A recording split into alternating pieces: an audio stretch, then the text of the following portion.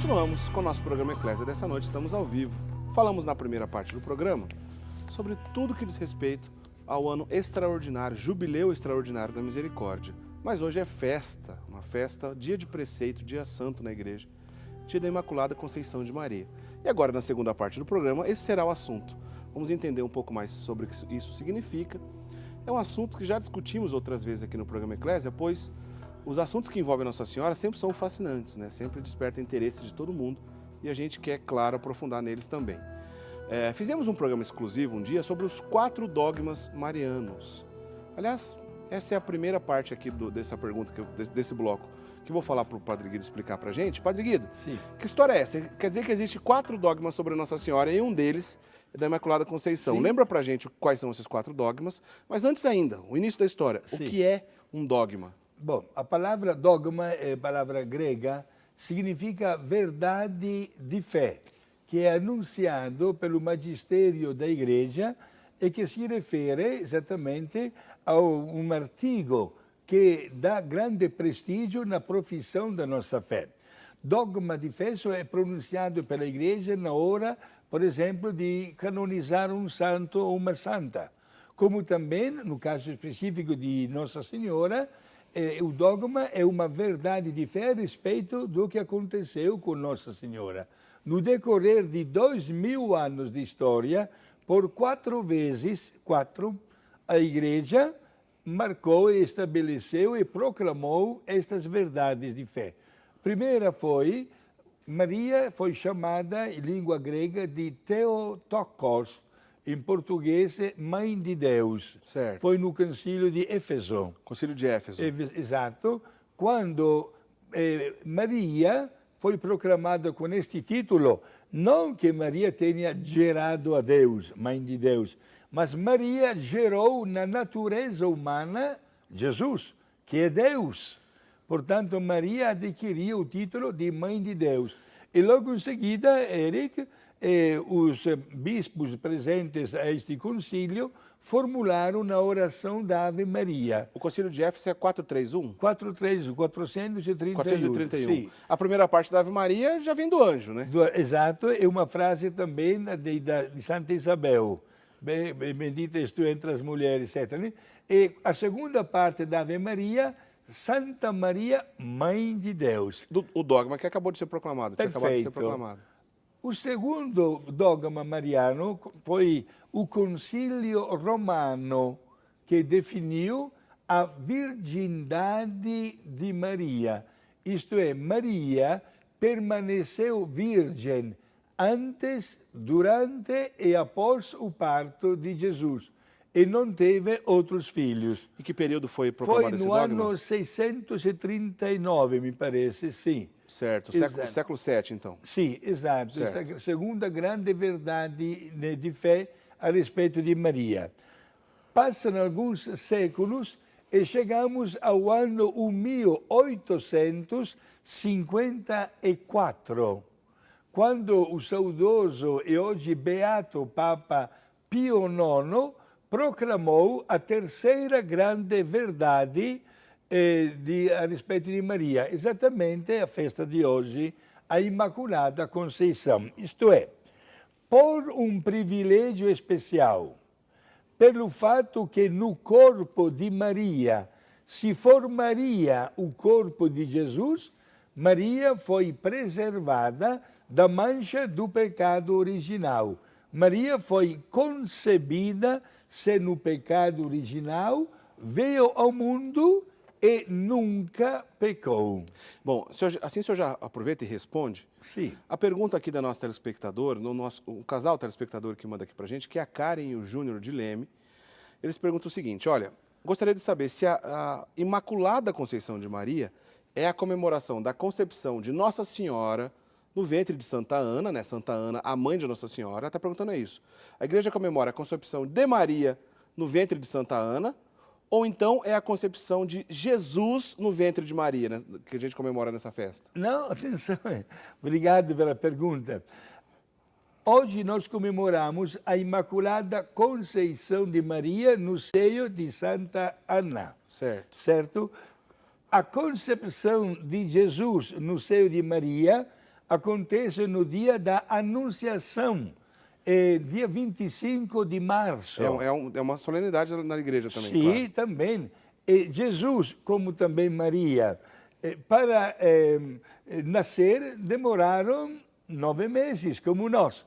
Portanto, 25 de março, Anunciação, né, de Nossa Senhora, do Arcanjo Nossa Senhora. 9 meses depois, 25 de dezembro, daqui a pouco, o nascimento de Jesus. No caso de Maria, hoje, 8 de dezembro, Imaculada Conceição, daqui a 9 meses, 8 de setembro, o nascimento de Maria. Muito bem, então o senhor estava explicando de 3 dogmas, vamos já relembrar. Certo. O primeiro dogma mariano, que foi proclamado no século V, no Concílio de Éfeso, 431. Sim. Theotokos, Maria, Mãe de Mãe Deus. de Deus, sim. Né? O segundo do século VII, né? 639, alguma coisa, uma data próxima disso, mas foi no século VII, que foi a virgindade perpétua de Maria. De Maria, sim. Outra, a gente já pulou para o século XIX, Sim. 1854, que foi justamente a festa de hoje, o dogma da Imaculada Conceição. Mas falta um. Vamos para o século XX, então. Qual foi o último desses 4? A última grande verdade de fé pronunciada pela Igreja através do saudoso Papa Pio XII, foi no ano 1950, a gloriosa Assunção ao céu, certo, de Nossa Senhora com o seu corpo já glorioso.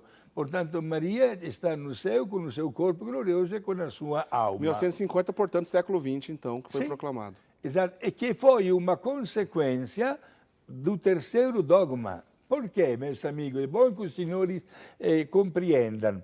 Deus não criou a morte. A morte entrou no mundo devido ao pecado.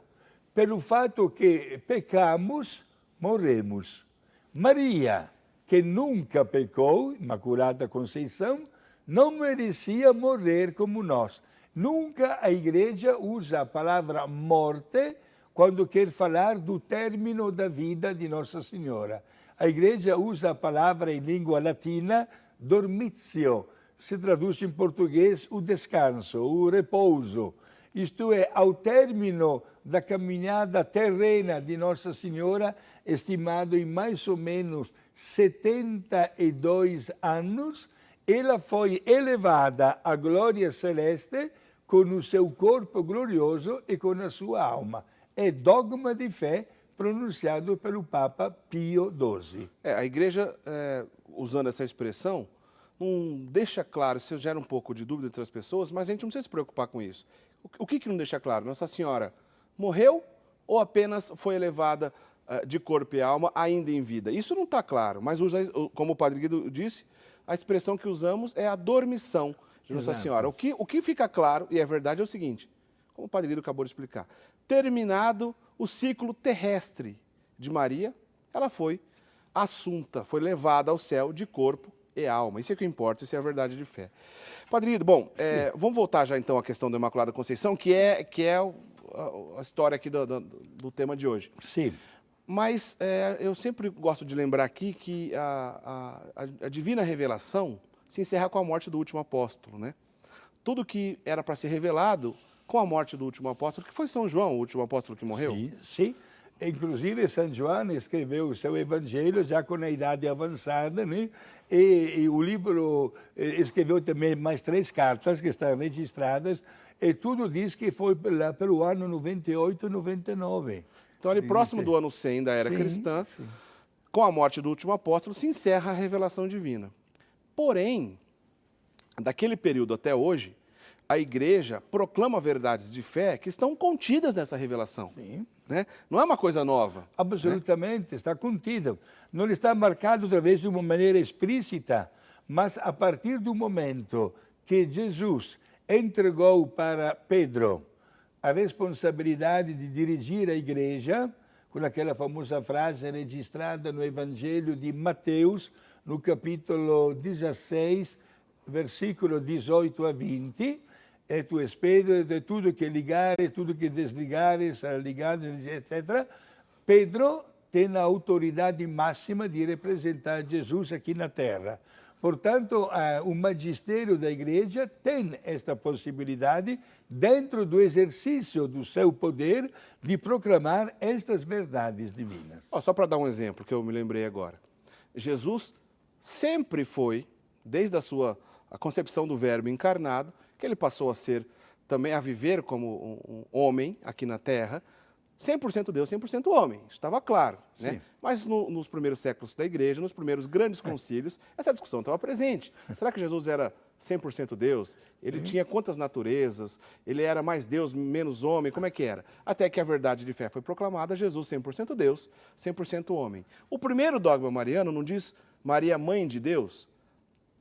Está totalmente ligado com essa verdade de fé, 100% Deus, 100% homem. Exato. Né? Portanto, não se trata de uma nova revelação. Isso que é importante a gente saber, né, Padre Guido? Exato. E a Igreja fez questão, inclusive nos primeiros tempos da sua existência, usamos a palavra clara, de heresias que nasceram a respeito da pessoa de Jesus.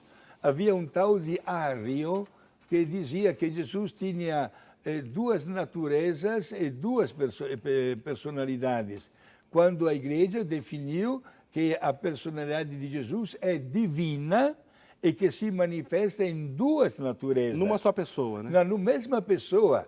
Portanto, a natureza humana é a natureza divina, mas a pessoa é divina. Quando Jesus sofre, quando Jesus é pregado na cruz, quando Jesus morre, é como homem, não como Deus. Porque como Deus, ele não podia e nem pode nem sofrer e menos ainda morrer. Então, nesse sentido, para ficar bem claro, o dogma de fé não acrescenta ou não inventa, para deixar bem claro, não inventa nada, né? Os dogmas de fé estão contidos na revelação divina. Esse caso que a gente acabou de dizer, né? Para afirmar que Jesus é 100% Deus, 100% homem, é lógico dizer que a mãe dele é mãe de Deus, né? Porque se são naturezas indivisíveis numa só pessoa, a lógica é essa, né, Padre? Exato. Inclusive, se alguém quisesse saber, mas padre, mas onde é que a Igreja encontrou o fundamento bíblico para chegar a definir as 4 verdades de fé a respeito de Maria? Olha só, Maria, mãe de Deus. Se nós pegarmos o Evangelho de Lucas, quando Nossa Senhora visita Santa Isabel dá um abraço a Maria e diz: o que é que eu fiz para merecer que a mãe do meu Senhor me visite?